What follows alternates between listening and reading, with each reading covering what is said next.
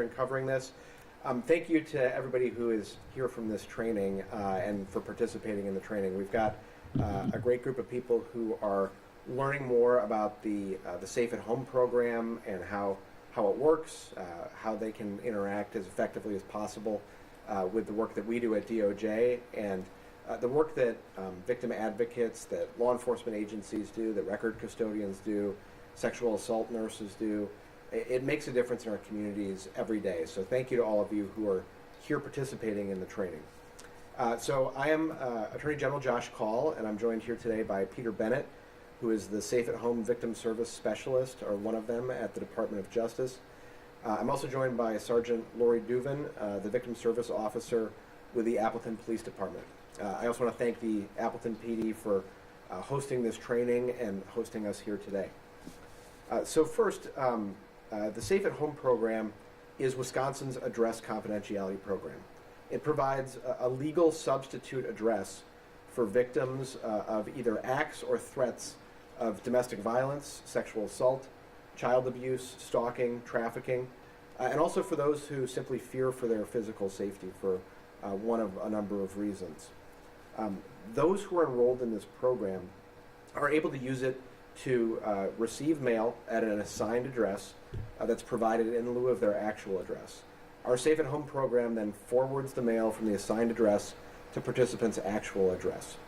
Through this, and with the goal of this, is for the Safe at Home program to help those who are fearing for their safety to be able to maintain a private, confidential home, work or school address, and to gain some peace of mind. I believe that every Wisconsinite should be able to feel safe at home, and that is the goal of this program, to make sure that Wisconsinites who are concerned about their safety can protect the confidentiality of their address. This program has now been around for about 7 years. There are currently over 1,000 active households and 2,176 active participants enrolled in the program. Safe at Home is free of charge to those who qualify for the program. There are a number of factors that are relevant to those who qualify, but if you qualify, the program is free for participants. Today there's a training happening, and the goal is to raise awareness about this program and also to talk about how it works so that those who engage with the justice system and with other parts of our social service agencies and other aspects of government that are relevant to this so that they know how the interactions can work. That includes folks like victim advocates, social services providers, partners in the legal system, healthcare workers, other government employees, school administrators, or really just about anybody who may encounter a Safe at Home participant at some point. So again, we appreciate folks coming out to help us raise awareness about this important program.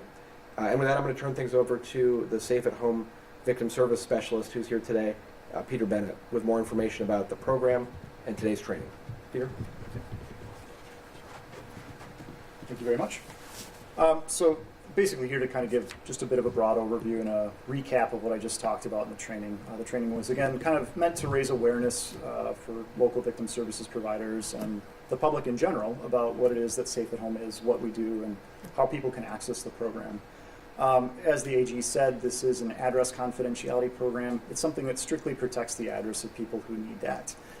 We aren't witness protection, so we're much more limited in terms of what we can do. But our goal is to keep people safe by giving them a confidential address that they can use in lieu of their actual address. Safe at Home, it's really important to say, is just one part of a safety plan for a victim of a crime. It's not the whole safety plan. It's something that's meant to supplement other safety planning that has gone on to help keep people safe. But it's a key part of that and can be really important for people as they move towards a journey of being in a safer place. In addition to the legal substitute address that people are given when they're in Safe at Home, by default, we end up getting a lot of their mail. And so we end up doing mail forwarding across the state to people who are in our program. So every week we're sending out probably between 14 and 1,700 pieces of mail. I should clarify, there's about 14 or 1,700 pieces that come in, and we're sending a portion of that out across the state on a daily basis, Monday through Friday, with the exception of holidays. We recently crossed the threshold of having 1,000 households in the program and about 2,200 participants throughout the state.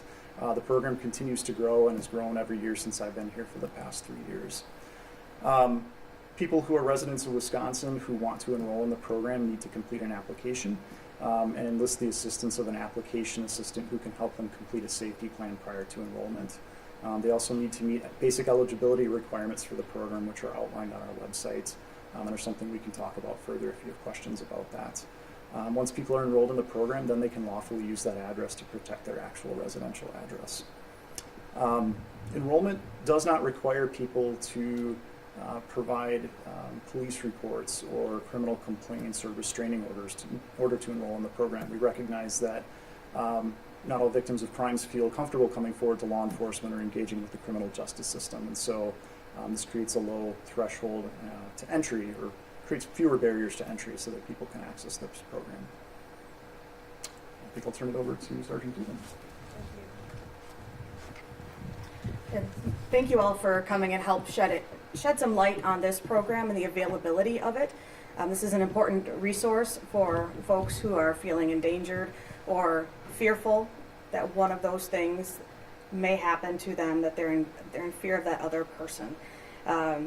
As far as law enforcement goes, it's a fairly easy process when we're working with somebody in the program. I have not seen a whole lot of barriers that are popping up. We respond to that person. This person typically will be talked to first over the phone, as long as it's a non-emergent situation. And then after that initial phone call, which is typically screened up for our police department, then we can go from there with that person. Our officers within our department are trained to do their report writing with the Safe at Home program protocols in mind, also so that we are not accidentally releasing those protected addresses. And like Peter said, this is just one more layer in trying to help folks with their safety. These folks are already reaching out. They're doing things on their end to try to help their safety and build that life back for them. So as far as law enforcement goes, this is one other step that we can do to help ensure that they're making those steps in the right direction. Any questions on that? What is the criteria for signing for the program? I will have Peter Yeah, I can go talk ahead about and that. Sure. discuss those. Yeah, so there's several different criteria that could allow somebody to enroll in the program. Primarily, it's geared at people who are victims of acts or threats of abuse, domestic violence, sexual assault, stalking, human trafficking, child abuse, things like that.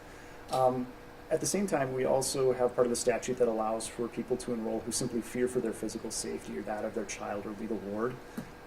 People who live in a household with somebody who's in Safe at Home can also enroll, because that helps keep the entire household safe if everyone in the program is able to enroll. So it's a program that could potentially be utilized by people who face threats as a result of their work or maybe an elected position they have.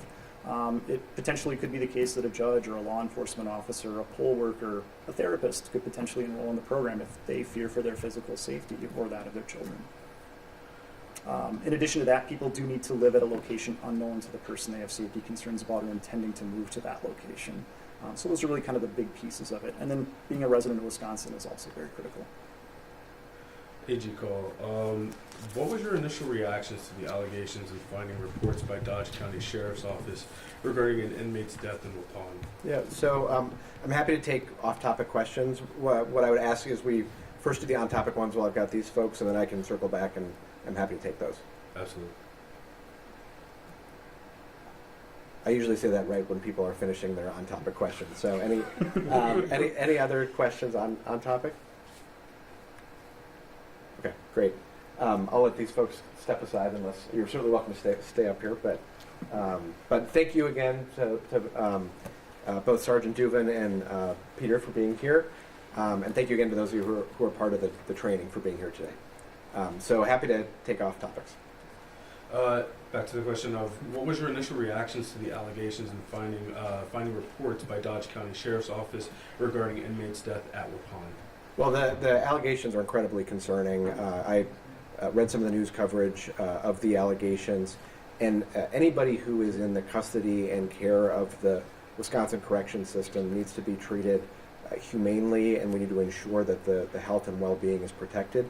And if there are violations of the law that are committed, the people responsible for that need to be held accountable.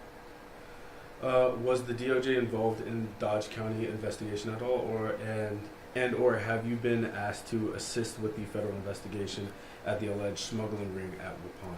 The Department of Justice worked with the governor's office to refer this matter to federal investigators so that the federal investigation could be conducted. So we have been involved in the matter in that way, working with the governor's office, but the investigation has been conducted by the Dodge County Sheriff's Office and then by federal authorities. What is your concern level when you convict someone, hold them responsible, to find out that they may have been treated this way in your state prison system? Well, it's critical that when somebody is held accountable for a crime, that their sentence is served appropriately. But it's also critical that it be done in conditions that are safe and humane. And I think it's really important to emphasize that this is critically important for the people who themselves are in the custody and care of our prison system.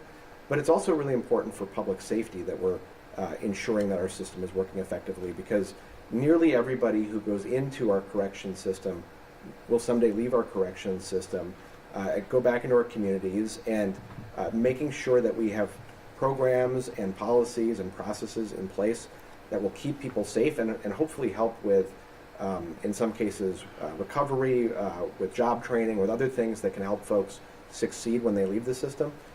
All our communities are safer if we can accomplish that.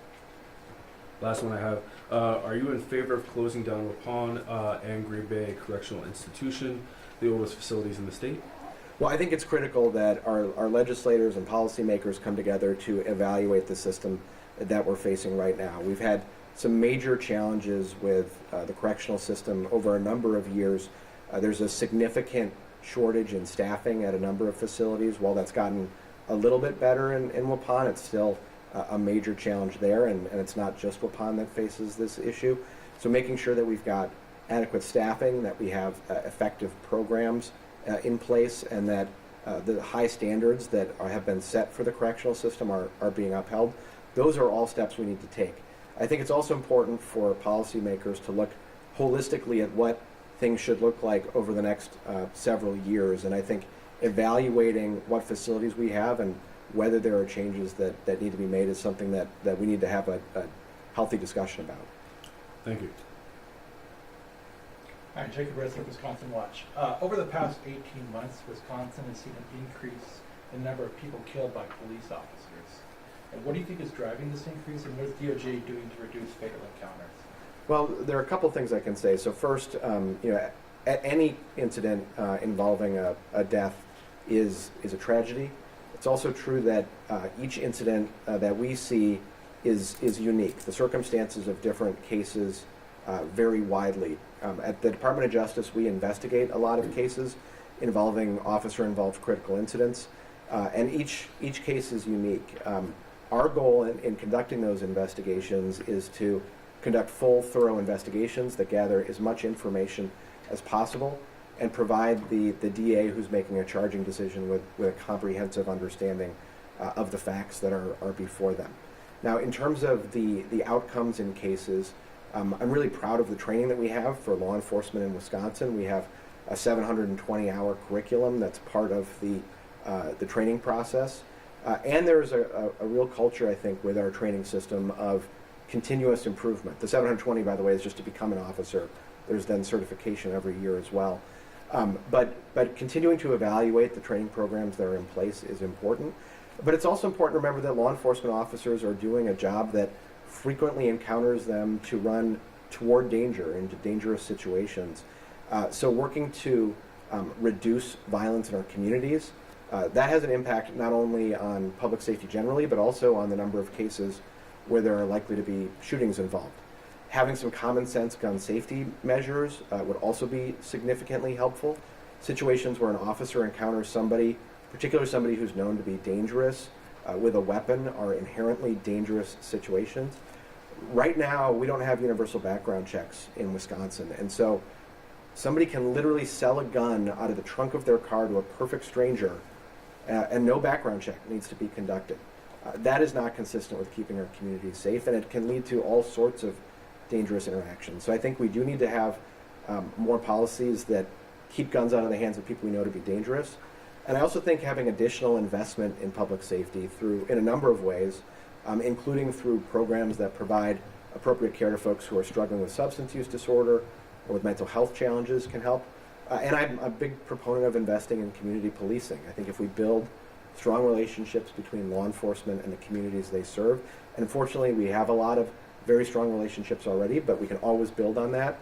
When you build those strong relationships, I think it makes it less likely that you have challenging encounters, but I also think it helps law enforcement gather more information and be able to more effectively identify people who are engaged in criminal activity. So I think there's a lot we can be doing, both to address public safety generally, and hopefully to reduce the number of incidents in which force needs to be used by officers. But how do we account that Wisconsin, even just in raw numbers numerically this year, is higher than all of its neighboring states, including Illinois, a state that has twice its population?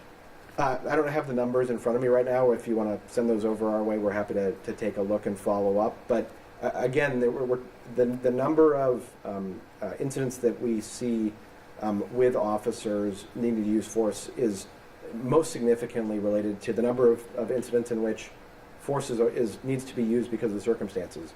In Illinois, for example, which you just compared, there are much stronger laws in place to protect people from gun violence, for example. There are also a number of different policy comparisons in a variety of ways. But I do think that ensuring that cases are fully reviewed when there are incidents, as they are in Wisconsin, is helpful. One of the things that's I think really informative in Wisconsin is that when DCI conducts an investigation into an officer-involved shooting, we immediately post, when the charging decision is made, we immediately post the results of that investigation. So folks can actually look at exactly what happened in these cases we've investigated and make judgments about what may have led to this. So we're certainly open to dialogue with folks about what's happened in those cases and how we can work to address violence in our communities. But a lot of this is very specific to individual cases. All right. Well, thank you all for being here. I got one more question. Sure. Sources at DCI tell us that the investigation into Allegheny County Circuit Judge Mark McGinnis wrapped up, I think, about a year and a half ago, but it's been sitting in the AG's office waiting for a charging decision. When can we expect a decision either way so it's not a cloud hanging over a sitting judge in this county? So it's our general practice not to confirm or deny the existence of ongoing investigations. And when we do talk about investigations, we don't talk about details of them. So I have nothing to update you on at this point. Great. All right. Thanks, everybody. Mr. Attorney General, can we just do a little Sure. off camera, but One on one. yeah, thank you. Yeah. You have the words, I don't. I've done it a few times.